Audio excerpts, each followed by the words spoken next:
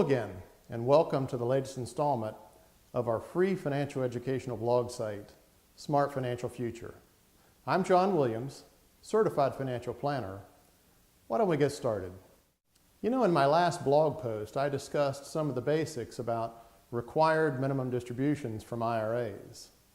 This time I'd like to take a couple of minutes and go over the very first required minimum distribution that takes place once you hit that magical age of 70 and a half.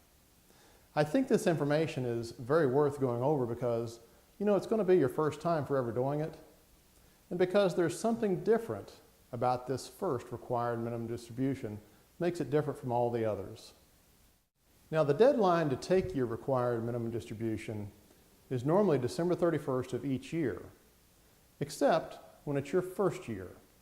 If it's your first year, the deadline is actually April the 1st, following the year that you turn 70 and a half, not December 31st. This little twist on that first required minimum distribution, well, it can either trip you up, or in some circumstances, it might even help you out if you know how to use it. Let me take a couple of minutes and tell you what I mean. Well, first off, you could be tripped up if you wait till April the 1st of the year after you turn 70 and a half, because if you do that, you'll end up having to take two required minimum distributions in the same tax year. Keep in mind, you'll basically be delaying the one that you could have taken the year before, but still have to do the one that's required for the current calendar year. You might be thinking, well, John, so what's the big deal? Let me tell you what the big deal is. It's 5 simple letters, and they are T-A-X-E-S.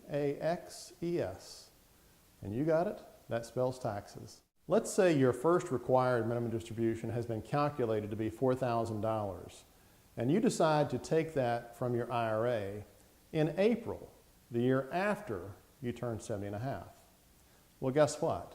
You'll also need to take your second distribution in that same tax year. So be careful about doubling up on your distributions in the same tax year. You know that extra income from those two distributions? It's fully taxable. And all that extra taxable income just might push you into a higher tax bracket. That's why in most cases, you should just take your first distribution in the same year that you turn 70 and a half, rather than waiting until that next calendar year. However, there is at least one instance that I can think of when delaying until April after the year you hit age 70 and a half, it could be a good idea. What if the same calendar year that you turned 70 and a half, let's say you had some extra taxable income that year, and the following year you didn't think you would? Well, in that case, you might be smart to delay that first required minimum distribution until the next year. If you do it that way, it may allow you to spread more of your taxable income over 2 taxable years and possibly avoid being thrown into one of those higher tax brackets. Oh, just remember, if you don't take your first distribution in the same calendar year that you turned 70 and a half, you have to take it by April the 1st of the following year. After that, the deadline is going to be December 31st of each year.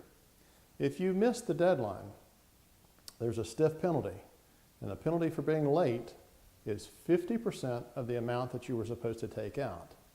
Penalties like that can really add up to a whole lot of money, so whatever you do, be sure you don't miss those deadlines. This has been John Williams with the free financial educational blog site, Smart Financial Future. Don't hesitate to let us know if you have any questions, and we'll see you next time.